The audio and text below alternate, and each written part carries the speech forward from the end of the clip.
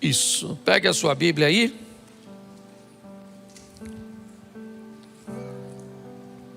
João capítulo 5, verso de número 17. João 5, 17.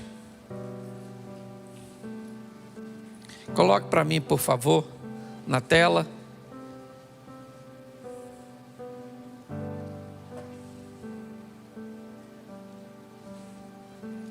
Diz assim a palavra do Senhor. João capítulo 5, verso de número 17. Isso. É João 5. Aí é João 1.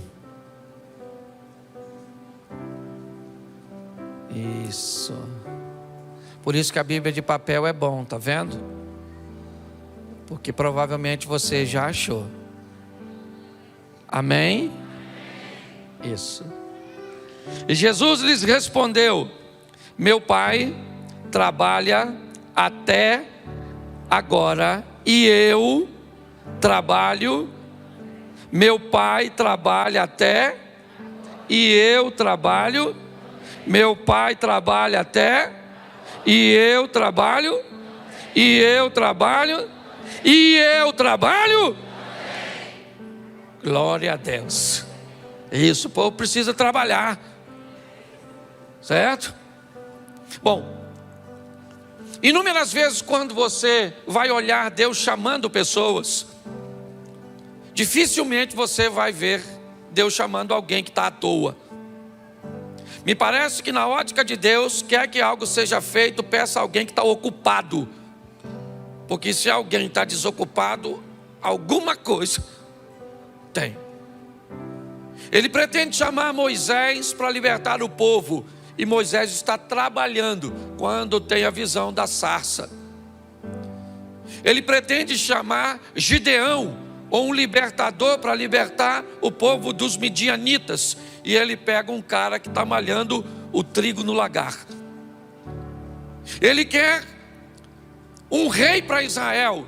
E tanto Saul está procurando, os animais de seu pai, quanto Davi está trabalhando. Aliás, quando Samuel chega na casa de Jessé para ungir o rei, o único filho de Jessé que está trabalhando é Davi. E Deus disse: olha, ninguém come nada antes do trabalhador chegar. Mas hoje eu quero falar de Eliseu. Um indivíduo que foi chamado, é verdade, para substituir nada menos, não vou dizer substituir, mas para dar sequência ao trabalho, ao ministério de Elias. E ele também estava trabalhando. E hoje eu quero te mostrar que a vida, inevitavelmente, ela vai requerer de você esforços, posicionamentos, ações, que vão gerar para você resultados. Muitas vezes as pessoas ficam buscando resolver alguns problemas, mas não vão na fonte do problema. Então acabam vivendo apenas paliativos e muitas vezes vivenciando ciclos. A vida de algumas pessoas parece um looping. Ou seja, hoje ela está bem e ela vai indo bem, mas de repente ela volta novamente numa crise, num afastamento, ela volta num problema. São casamentos vivendo isso o tempo inteiro, nunca conseguem uma constância. E eu quero mostrar hoje, na trajetória do profeta Eliseu, como as coisas aconteceram e pegar alguns exemplos para aplicarmos no nosso cotidiano.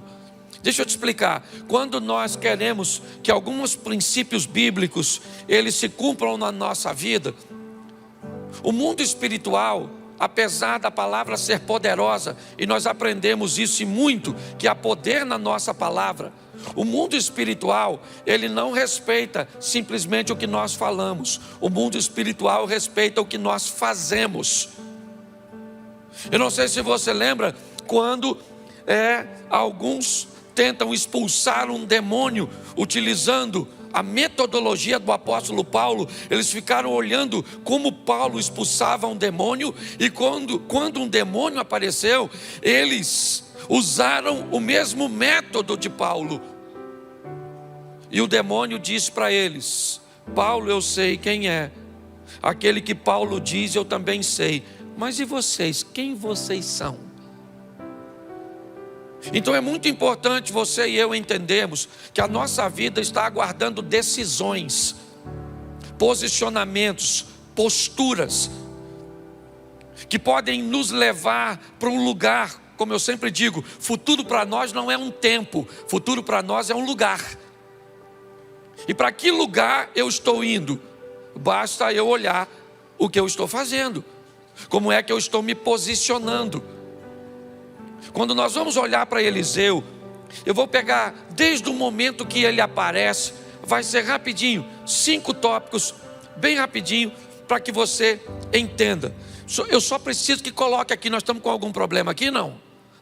Então vamos lá. Primeiro livro dos Reis, capítulo de número 19, verso de número 19. Primeiro livro dos Reis, capítulo 19, verso 19. Partiu, pois, Elias dali e achou a Eliseu, filho de Zafate, que andava lavrando com 12 juntas de bois adiante dele. Ele estava com a 12ª.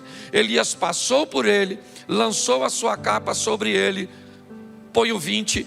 Então deixou ele os bois, correu após Elias e disse: deixa-me beijar meu pai e a minha mãe, então eu te seguirei. E ele disse: vai e volta, porque te tenho eu feito. Por que te tenho eu feito? Vamos lá. Deixou os bois. Isso aí. Voltou, pois, atrás dele, tomou as juntas de bois, os matou e com os aparelhos dos bois cozeu as carnes, deu ao povo, comeram. Então se levantou, seguiu Elias e o servia.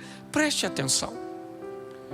Esse é o momento que o nome de Eliseu aparece na Bíblia pela primeira vez. O momento em que Elias entra no campo que Eliseu está trabalhando. E Eliseu vai receber, o chamado ministerial. Mas preste atenção, quando ele recebe o chamado, ele tem o que Deus deu para todo mundo: livre-arbítrio. É importante nós entendermos isso. Eu expliquei isso num videozinho meu do Instagram. Deixa eu só pincelar um pouquinho nisso. Cuidado para não, na hora do evangelismo ou na hora do confronto, não ensinar pessoas de forma errada. Todas as vezes que você disser que Deus proibiu alguma coisa de ser feita, entenda: se Deus proibiu, Ele é o soberano. Se Deus diz que o homem não pode fazer, o homem não faz, mesmo que tente, porque Deus é soberano. Uma coisa é o que Deus diz que não pode, outra coisa é o que Deus diz que não deve ser feito. Cuidado para não misturar isso. Deus diz: o homem não vive para sempre. Tenta. O homem é obrigado a envelhecer. Ele pode acessar métodos, ele pode acessar produtos que inibam, que diminuam o envelhecimento, mas ele não pode anulá-lo. Deus disse: o homem não vive sem oxigênio. Tenta. Deus disse: o homem não vive embaixo d'água, o homem não voa. Ele pode construir equipamentos para voar, mas tudo aquilo que Deus disser que o homem não faz, o homem não faz. Qual é o problema? É o livre-arbítrio. É aquilo que Deus diz que o homem não deve. O homem pode matar, sim ou não? Sim ou não? Claro que pode, porque se ele não pudesse, ele não matava. Ele pode roubar? Ele pode fazer o que quiser com o corpo dele? Claro que pode. Ele não deve. Esse é o grande problema. Nós precisamos entender que o que Eliseu vai receber no campo que ele trabalha é o que eu recebi um dia. Aliás, o que eu recebo todos os dias: o direito de decisão. Elias passa no campo onde Eliseu está trabalhando e convida Eliseu a deixar tudo aquilo e seguir-te. Nesse momento, Eliseu tem o direito Porque preste atenção, decisão é sua. Deus não decide por você, seus pais não decidem por você, seu cônjuge não decide por você, o pastor não decide. A decisão ela é sua. Você precisa entender isso. Tudo começa com decisão. A história de Eliseu é quando Elias entra no campo e diz para ele: Deus está te chamando. E ele poderia dizer: não vou, pode ir embora que eu vou continuar aqui com a minha vidinha. E ele tinha todo o direito de escolher isso, e ele poderia arcar com aquilo que escolheu. Se você não conhece a história, vai ver a história de um camarada que pede para não morrer, quando Deus disse que ele deveria morrer. E você vai ver qual foi as dores que Ezequias viveu, que não precisava ter vivido, no período de 15 anos que ganhou de vida. Talvez quando você lê isso, você vai falar assim: caramba, esses 15 anos de Ezequias foi para ele uma maldição, ao invés de uma bênção. Porque Deus sabia o que estava fazendo. Quando nós olhamos para esse momento, o que nós vamos ver é que quando Eliseu decide ir, ele vai até Elias e diz: eu vou, mas eu não vou de qualquer jeito. Eu decidi ir com o Senhor, mas se é para eu ir, me deixa em casa, porque eu vou beijar meu pai e a minha mãe. Se é para eu ir, aguarda um pouquinho, porque eu vou matar meus bois. Eu vou pegar aquela estrutura de madeira que une os bois e vou fazer uma fogueira. Eu vou destruir tudo aquilo que me prende à vida antiga antes de eu ir para a nova. Eu não sei se você já ouviu falar de uma batalha, né, de Siracusa, uma batalha contra Cartago, onde assim que as tropas descem para uma batalha, o capitão manda incendiar todos os seus navios. Ele manda atacar fogo nos próprios navios, simplesmente para dizer para ele mesmo e para todos os seus soldados que não há uma segunda opção. Ele chegou ali, ou ele vai vencer ou ele vai vencer, não tem outra, é só vitória. Quando nós queremos mudar de vida, o poder de decisão foi o que fez Ruth e com Noemi, foi o que fez Daniel mostrar quem era Deus na Babilônia. Todas as pessoas que estão decididas, o poder de decisão, certo? Quando nós lemos o profeta Daniel, o texto diz: e Daniel decidiu no seu coração não se contaminar. Quando Noemi viu que Ruth estava totalmente decidida, parou de interpelá-la. Todas as vezes que o mundo, a vida, entende que você decidiu, ela sabe que a sua vida vai para a próxima fase. Quando nós olhamos Eliseu, o que ele faz? A história dele começa com a força da sua decisão. Eu mato os bois para quê? Porque eu não vou voltar mais. Vou beijar meu pai e minha mãe e vou dizer: nunca mais eu pego no arado, nunca mais eu vou voltar à minha vida antiga, porque Deus está me chamando para uma nova vida e essa antiga não me cabe mais. Você sabe qual é o problema? Muitos de nós deixamos um ambiente seguro.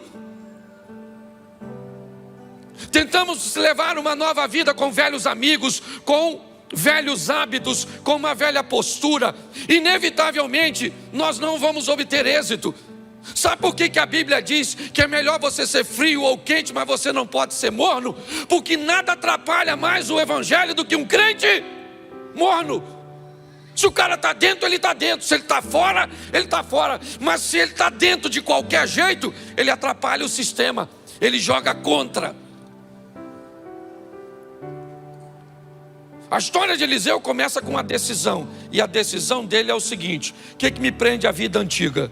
Meus bois e esse arado. O que eu faço com ele? Eu mato, dou uma festa e mostro para todo mundo que essa vida antiga não me cabe mais. Acabou. Vocês estão me vendo pela última vez cuidando de um arado. Eu estou indo para a próxima fase.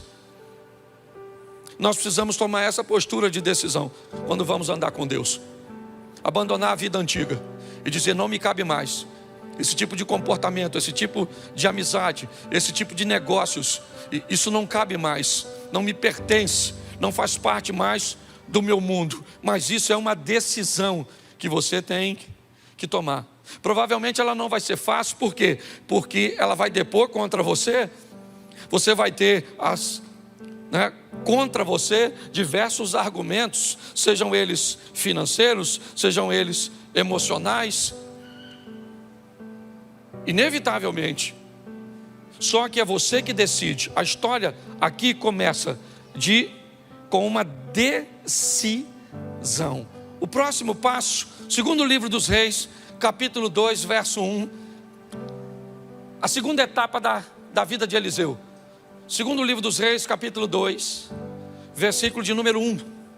Sucedeu, pois, que havendo o Senhor de elevar a Elias num redemoinho, ou um redemoinho ao céu, Elias partiu com Eliseu de Gilgal. Presta atenção, Elias está agora indo para a fase final de seu ministério, e o ponto de partida era Gilgal. Eu gosto dessa cidade, coloca para mim por favor, Josué capítulo 5 verso 8, só para me mostrar para vocês o que significa a palavra Gilgal para o povo, para Eliseu. Isso.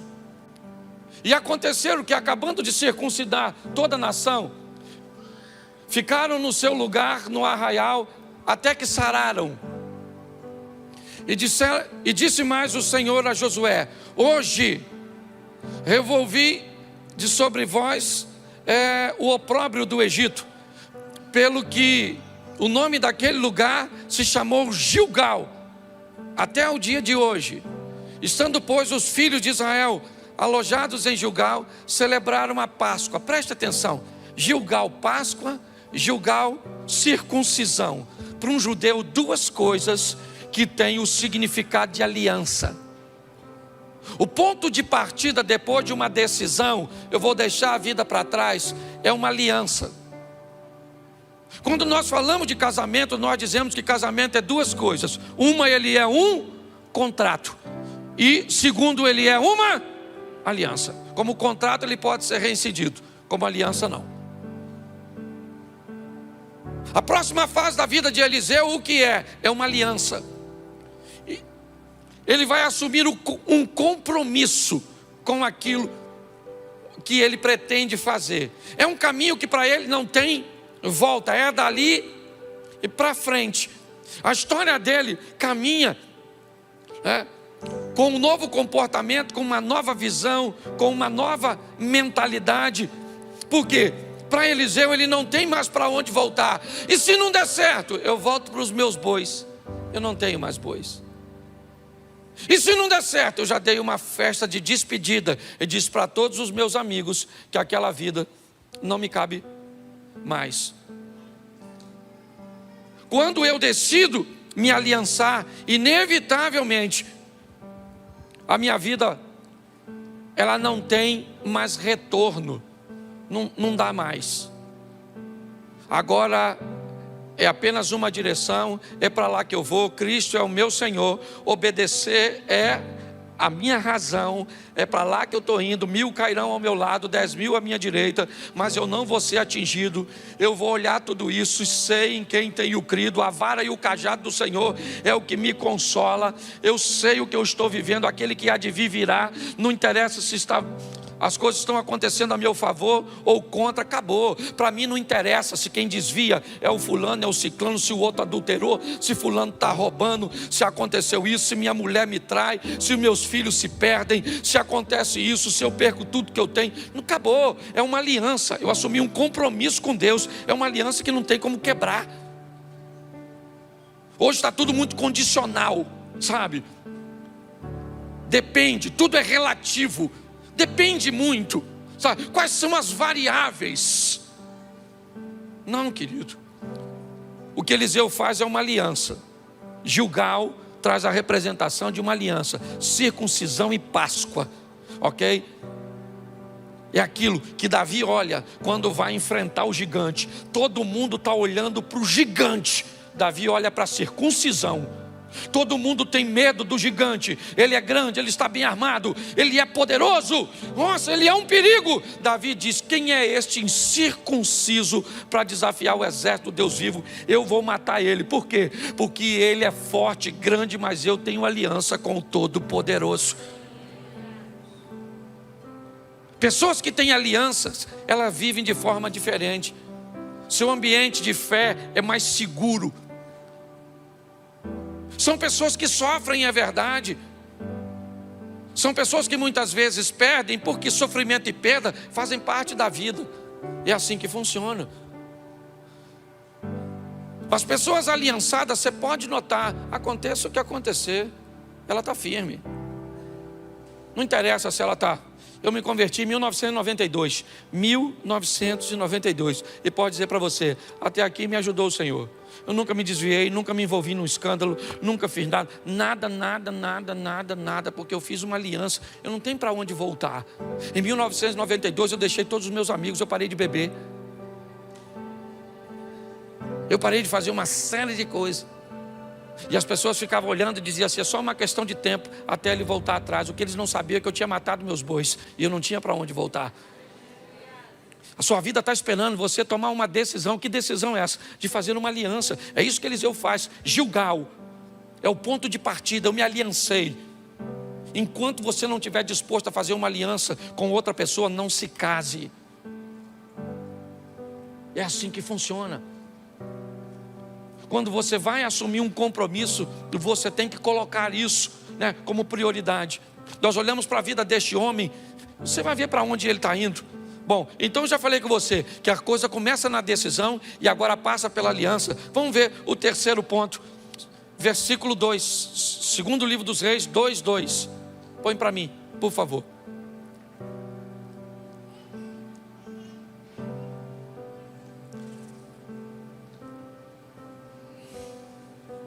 Nos diz assim: e disse Elias a Eliseu: fica aqui, deixa por aí, por favor, porque eu vou usar para me ajudar. Disse Elias a Eliseu: fica aqui.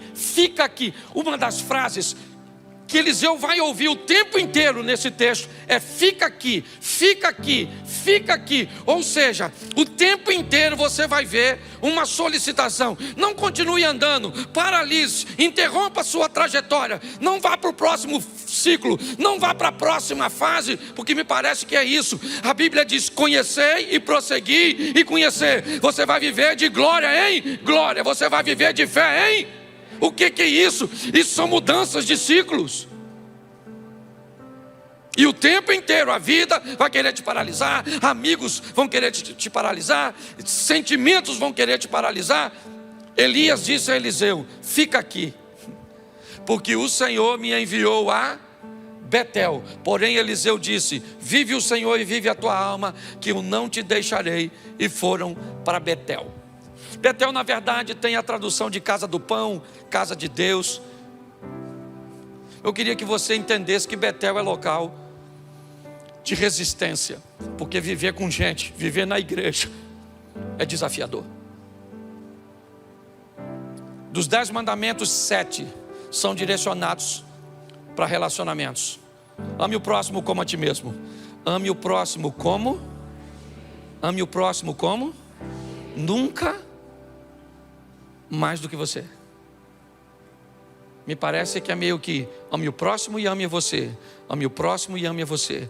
Nunca ame você mais que o próximo, nem o próximo mais que você.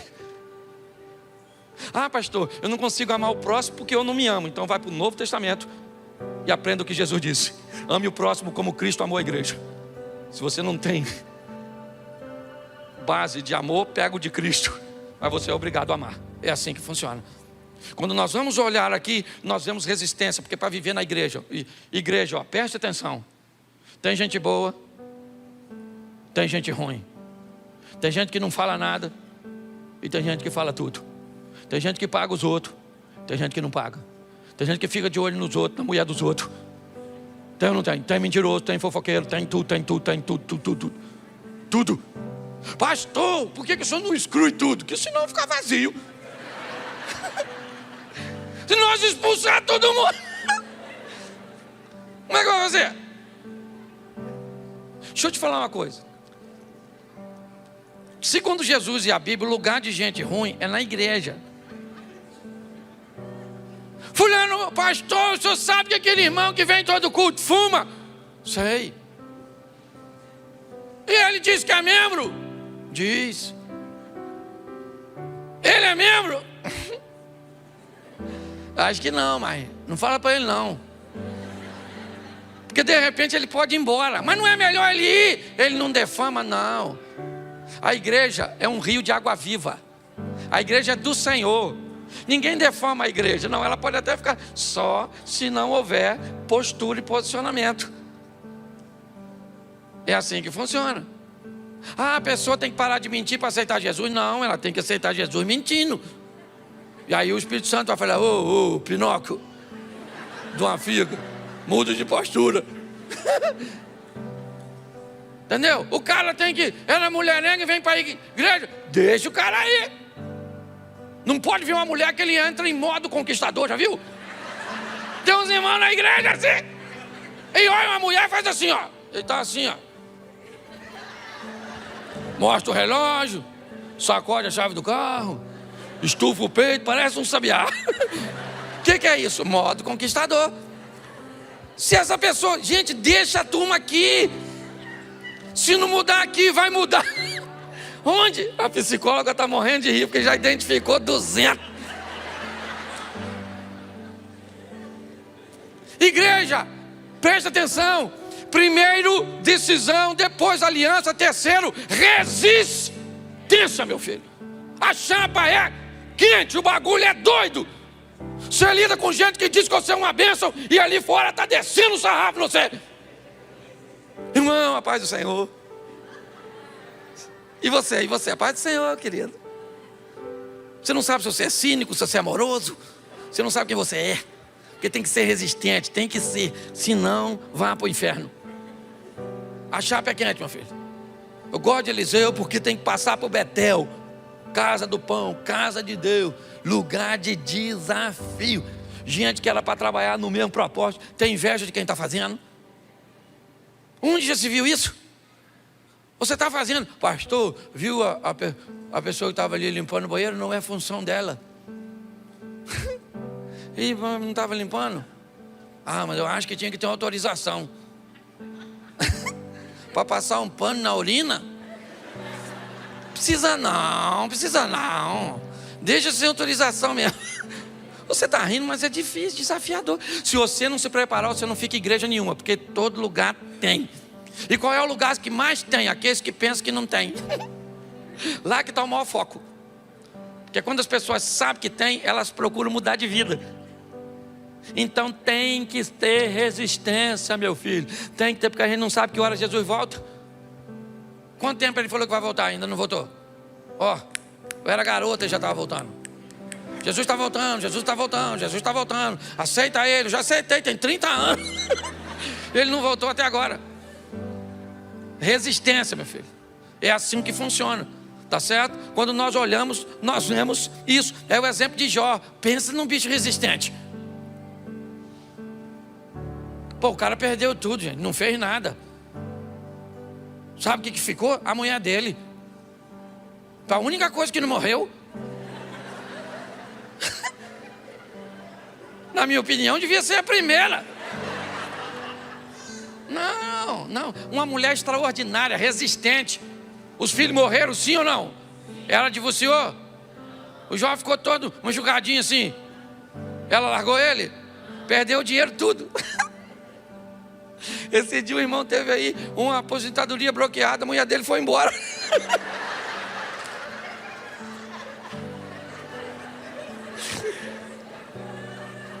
Oh, meu Deus, me dá sabedoria para ser pastor. Eu vejo cada coisa que até Deus duvida. Estou falando sério, resistente, certo? Jó perdeu tudo, estava lá. Não pecou, porque tem que ter resistência, meu filho. Vai andar com Deus, o negócio é desafiador. Você anda lá no seu trabalho, só você, muitas vezes, vive uma vida ali íntegra. Você não fala nada de ninguém, cada um faz o que quer. Mas quando você vive uma vida de postura correta, a sua postura correta denuncia. a postura incorreta. Aí o povo começa a te perseguir. Tem que ser resistente. Posso ouvir um amém? Amém. Isso. Vamos para a próxima fase aí. Capítulo 2, ainda no verso 4 agora. Verso 4. Disse Elias: fica aqui. Aqui onde? Em Betel. Fica aqui em Gilgal, fica aqui em Betel, ok? Fica aqui porque o Senhor me enviou a Jericó. Porém ele disse: tão certo como vive o Senhor e vive a tua alma, que eu não te deixarei. Note que novamente uma força está sendo empregada para paralisar Eliseu. Ele diz: eu não vou parar, tão certo como vive o Senhor e vive a tua alma, que eu vou com você. Eu não vou ficar em Betel, porque Betel não me para. Relacionamentos interpessoais não me param. Eu sou resistente para sobreviver a eles. Mas agora vamos para onde? Jericó. Tradução: em alguns lugares, cidade das palmeiras. Em outros lugares, cidade do mau cheiro. Comércio de rua, muros altos, pouca circulação. Provavelmente o cheiro não era dos mais agradáveis naquele ambiente. Basta você passar perto de uma barraca de peixe, muitas vezes, né? No final do dia, depois de uma feira. É só para você ter mais ou menos um entendimento. Mas se Jericó era conhecida como cidade das palmeiras porque tinha por fora, ela é conhecida por cidade mal cheirosa pelo que tinha por dentro. Me parece que agora, depois da resistência, eu vou ter que sobreviver à hipocrisia, ao comportamento de não querer vender uma aparência para os outros que não reflete uma realidade do que eu vivo. Esse é o grande problema. Muitas pessoas muitas vezes não mudam porque não pode tratar o mau comportamento, porque as pessoas não podem saber que ela tem aquele comportamento incorreto. Então ela não pode tratar, porque às vezes tem um cargo na igreja, e se alguém souber que ela tem aquele comportamento incorreto, ela pode perder o cargo. Então para ela o cargo é mais importante que a salvação. Ela então acaba vivendo uma vida de hipocrisia. O hipócrita normalmente ele tem uma questão muito peculiar. Ele precisa acusar os outros, porque todas as vezes que ele acusa os outros, inevitavelmente ele está defendendo, né, uma imagem de que ele cumpre aquilo que ele acusa, certo? Ele tem que chamar atenção para um outro lugar que não seja a vida dele. Então ele olha para alguém que usa uma roupa indevida, para alguém que posta alguma coisa na internet indevida, para alguém que faz um comportamento indevido. Por quê? Porque chamando atenção para os outros, ele consegue guardar a aparência dele. Muitas vezes há uma promiscuidade por detrás de um puritanismo. Porque eu defendo o puritanismo, mas na verdade eu estou envolvido numa pornografia. Mas eu então começo a chamar a atenção, né, de comportamentos de outras pessoas. O que é isso? A vida de Eliseu também passa por Jericó. Aquele local onde a aparência fica para trás. Nós temos que tomar muito cuidado com isso. Trate suas debilidades. Quem trata suas fraquezas não vai ser exposto a fracassos. Quem tem coragem de dizer ou falar de suas debilidades não vai vivenciar escândalos. Cuidado com isso. A Bíblia diz que tudo que está em oculto, uma hora vai vir à tona. Entenda bem, o diabo manda fazer, mas não guarda segredo. É assim que funciona, certo? Você quer ver uma questão de aparência? Para me fechar essa parte, Jesus vem andando de longe, vê uma figueira cheia de folhas. O que a figueira aparece? Que tem fruto. Então, como ela tem a aparência que tem fruto, Jesus vai até ela para buscar fruto. Mas pastor, o texto diz que não era tempo de fruto. Se não era tempo de fruto, aquela figueira não podia estar cheia de folhas daquele jeito. quando ela está, no comportamento produtivo da figueira, quando ela estava daquele jeito, ela não era a única figueira em Israel. As outras figueiras estavam todas sem folhas. Aquela figueira estava cheia de folha, então ela passava uma mensagem, ela transmitia uma aparência que ela tinha fruto. Jesus vai até elas, e quando ele chega lá, o texto diz que Jesus procura fruto e não tem, porque não era tempo de fruto. Se não era tempo de fruto, por que ela está aparentando que tem? Jesus disse: então a partir de hoje ninguém vai comer mais fruto de ti, porque quem quer viver de aparência vai perecer. Encare sua realidade, suas debilidades, suas fraquezas, se fortaleça. É isso que a Bíblia. Mas pastor, como é que funciona isso? Então quer dizer que eu tenho que ter uma decisão forte, eu tenho que assumir uma aliança, eu tenho que obter resistência, eu tenho que fugir da hipocrisia e de uma vida de aparência. Por isso, preste atenção, verso 6, e eu termino aqui. E disse Elias: fica aqui, porque o Senhor me enviou ao Jordão. Mas ele disse: vive o Senhor e vive a tua alma, que eu não te deixarei. E assim ambos foram juntos. Verso seguinte: e foram 50 homens dos filhos dos profetas, e de longe pararam de fronte, e eles ambos pararam junto ao Jordão. Preste atenção. Temos 52 homens, 52, Eliseu, Elias e 50 dos filhos dos profetas. 2 homens atravessam ao Jordão, Elias e Eliseu. Se você quer saber qual é o resultado final dessa equação, é que quem toma decisão e leva adiante, estabelece uma aliança com Deus e vai viver num nível alto de resistência, não conservando uma aparência equivocada ou uma hipocrisia. 52, 2 atravessam, e um dos que atravessam sobe para encontrar com Deus, e o outro volta sozinho. Repita comigo: sozinho. Entenda uma coisa: a caminhada com Deus, de quem decide, faz aliança, tem resistência, certo? De quem foge da aparência, é uma vida solitária. Se nós tivéssemos mais pessoas, talvez fosse mais fácil, mas não temos. É bem solitário. Você vai para lá, para onde você trabalha, quantas pessoas querendo o que você quer tem lá? Pouquíssimas. Você vai para onde? Para a sua faculdade, para a sua universidade, para a sua pós-graduação, quantas pessoas tem lá?